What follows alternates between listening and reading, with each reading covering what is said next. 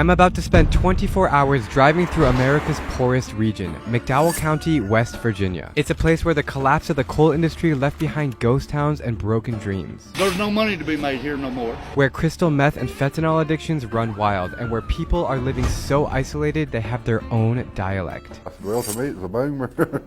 What is life really like in Appalachia's most redneck towns, and how will I be received in this tight-knit community? It's time to meet face-to-face with locals and find out how poverty shapes their everyday reality. Welcome to the forgotten heart of America.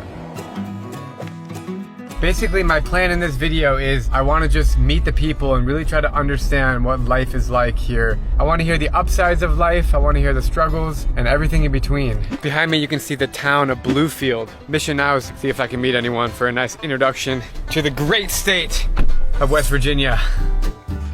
There we go! It's 11 o'clock on a Tuesday. It looks pretty dead out here. You can just feel that it's an industrial town. Walking through this town feels like stepping into a forgotten world. Empty streets and closed shops stretch as far as the eye can see. It's like life just stopped.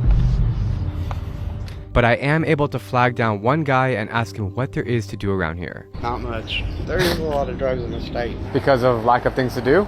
Yeah, and just different things factoring in. I think there's a lot of mental health issues. Appreciate it, man. Nice to meet you. Have a good day, all right? Take care. The journey continues into the countryside to Welch. So basically say goodbye to the towns here. No more towns, just countryside villages from now on. This is so bizarre. I am like way out there in the countryside right now. I can hear the church bells ringing. A little worried that people are gonna be skeptical of this random SUV driving into their neighborhoods, but hopefully they're nice. We'll find out here very soon. Whoa. I'm starting to worry that this trip might be a bust, but deep down, I know there's a story here. I just have to look harder to find it. So I keep on driving. As the GPS cuts in and out, I stumble across abandoned roadside attractions and rusty auto parts. 10 cents a mile. Everywhere I look, there are old railroad tracks and natural wonders. The nature of West Virginia is amazing. Look at this little waterfall. The tiny roads wind through the mountains. Roads are super narrow, and when a FedEx truck passes you, it's hard to get by. Somewhere around the town of Fayetteville, I even come across this crazy cool bridge. That is the largest arch bridge in the Western Hemisphere. There are no recognizable brands that I see out the window. It's all mom and pop shops. But to be honest, most of them look closed. Everything is just family owned and operated. Very just life as it is. I have seen several post offices, which is interesting, so people can definitely send and receive mail. Just when I think things couldn't get freakier, I stumble upon a place that I can't believe is real. I've just discovered a ghost town here called Thurmond. Look at this. Completely abandoned now. Population of 0. During the heyday of coal mining here in the New River Gorge in West Virginia, this was a very prosperous town with a lot of businesses here and people living. And at its height, 76,000 passengers passed right by Thurmond every single day. This is the coolest place I've seen on this whole trip so far. I mean, totally abandoned. We just feel the power of what once was a booming town here in West Virginia in the middle of Appalachia. And just left as is.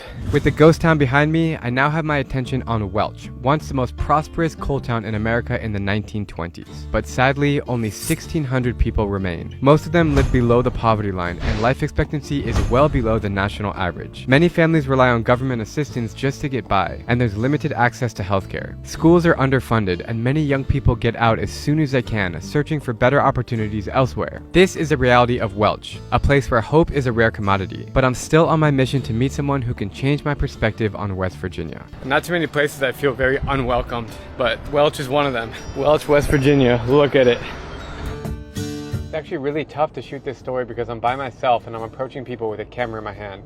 And so you gotta do the smile trick where you kind of make eye contact and smile and see if they're willing to be on camera. I've had a lot of conversations, but I just haven't been able to record them because it just out of respect or people that just didn't want to be recorded. After a self-guided tour to visit the library, try the newly opened bubble tea shop, it's juice, it's not boba, and see the abandoned theater, I'm finding Welch to be as boring and unwelcoming as the other towns in McDowell County. I accidentally drove the wrong way on the only road in town and got yelled at by some guy in a pickup truck. I made a mistake, I'm sorry. I'm gonna turn around and go that way. Like, Jesus Christ. I know I made a wrong turn, sorry man. It's pretty clear that nobody wants me here, but as I'm leaving Welch, a young couple catches my eye. I'm I'm chasing this guy and this girl that I just saw because they look really interesting. And I want to ask them some questions. Excuse me. Excuse me? Hi, are you guys from here? Yes. Is there anything interesting happening here? I've just been walking around, but it's pretty dead. It is pretty dead right now because one Taco Man is closed.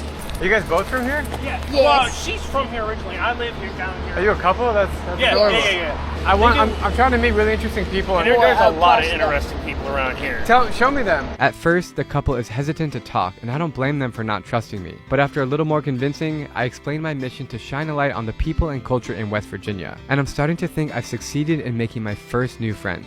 Man, let's go. Dude, you're awesome. Listen, what's your name? David, Drew. Chess. you True. coming too, right? Yeah. Okay, so, Let's grab the car because look, everything is a distance. okay. You have a juxtaposition here. You have people who, they want the mines and they don't. Are they gone? No, not entirely. But the industry has shifted a lot. Where are the coal mines? They're everywhere around Okay, here. but they're underground. No. Oh, I thought they were We underground. have above ground and then we have below ground mines. Okay, gotcha. Below ground mining is much more dangerous for people. I'm just so interested in your life. You came to West Virginia because it was cheaper, Yeah. but so is Pennsylvania. Why the hell did you come to West Virginia? What kind of ended up happening is my father, we're trying to get a place for us after my grandmother died. And so, my dad was living down here, my grandmother passes away, and he's like, well, so what are we going to do for finding you a place to live? We're like going through states, we're looking at Farm Bureau stuff, we're looking at federal government, state websites to Yep. see if we couldn't find something that way. No. So then we're like, okay, so then let's start going through and just looking for the cheapest properties that we can find through There you Zillow. go. That got you to West Virginia. And that's what got me to West Virginia. And you're actually from here. Yes, I was born and raised. Wow. What's it like to grow up here? You get so many surprises. Surprise. Like, Good or bad? literally, both. I like the way you talk. I really do. I'm sure he does too. Yeah. That's one of his many attractions to you. Yeah. Oh, that's adorable. Damn right it is. Okay, so tell me about this building behind you. Okay, well, this building is called Aircon Towers. I lived there 4.5 years, and there has been multiple suicides since I've been living in that building. Inside, people jumping out of windows, ODing. So are you happy you don't live there anymore? You You don't want to move in here again with her? No. I mean, no, it's no it's not. Look, there's a lot of issues with drugs down here. I will not what deny drugs? that. Meth, heroin? You name it, it's here.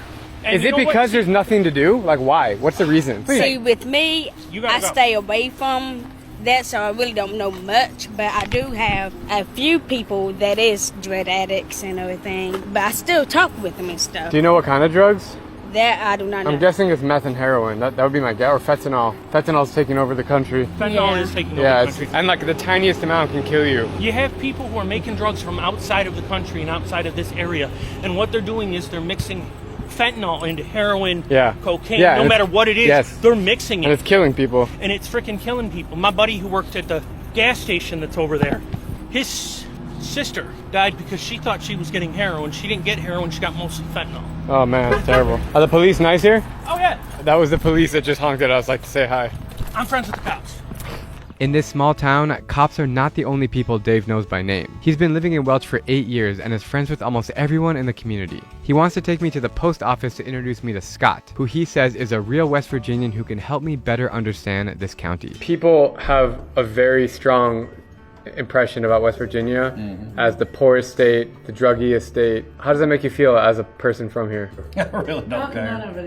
I really don't care what people think. We think most people from out west are liberals and gays and crap like that. It's just people stereotypes you from where you're from, but we don't. I don't really care what they think.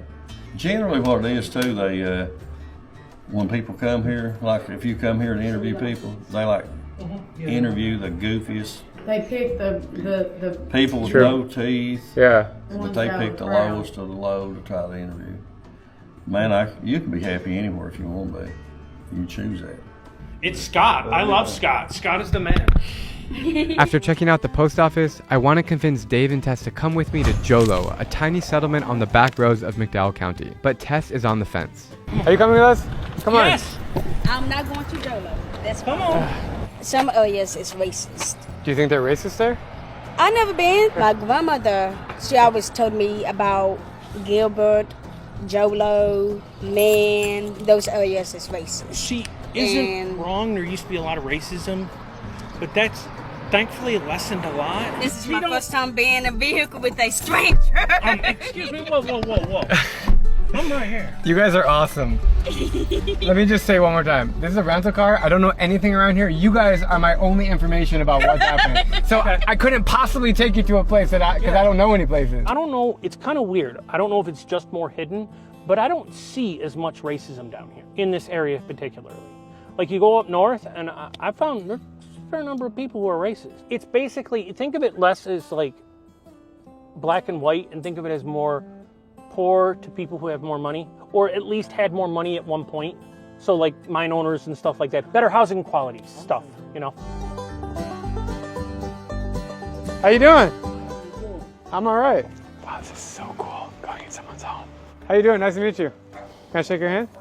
What's your name? Ruben, I'm Drew. Nice to meet you. How long have you been living out here? 34 years. You like it? Yeah. You always been living in this house? Yeah. I got the lights and water cut off. How do you get water? I carry it. We got a spring hole about half a mile. We can bring it in the jug. So how do you shower? In them tubs right there. I wash my clothes and stuff. Use the candles for light in the nighttime? No, I use the lights in, you know. Oh, like a flashlight. Yeah, You go in there and look. Can I look? Yeah. I really appreciate your generosity. Mm-hmm. Smoking my stuff right there. You live alone? Yeah. Oh, that's how you get heat right there. Uh-huh. Is your bedroom? Oh, nice. It's comfortable in here. Yeah. Uh-huh. Mm-hmm. Oh, it goes farther in here. Okay. Uh-huh. Have you always lived by yourself? Yeah. Thank you. That's the living. You go look at this. There's no lights in here. No electricity. A Back there. lot of DVDs over there. Yeah. Thank you for showing me your house. It's very kind of you. Yeah. That's interesting. Really nice guy. And he's loved by everybody. I love him. What do you like about West Virginia? I love this war. That's what my mother raised. And then they fell back down to Alabama. What do you know about this guy right here? He say he picked up that stray. I say he better be careful. He better keep that stray. Yeah. I'm a beat y'all. I wish you the best of luck. Yes, sir. God bless. Uh-huh. I came to America's poorest county not knowing what kind of people I would meet. But this small corner of West Virginia is more than its abandoned coal mines and silent streets. It's a place with warm smiles, unique culture, and stunning nature. While more efforts are needed to fight poverty in this region, the people I've met are fiercely independent and profoundly human. I was extremely lucky to meet Dave and Tess, who not only showed me a slice of their world, but became my friends both on and off camera. I'm hoping to take them on their first international trip soon, so let me know in the comments down below where we should go. I gotta say that West Virginia has left a mark on me, and it reminds me that the heart of America beats strongest when you take the road less traveled.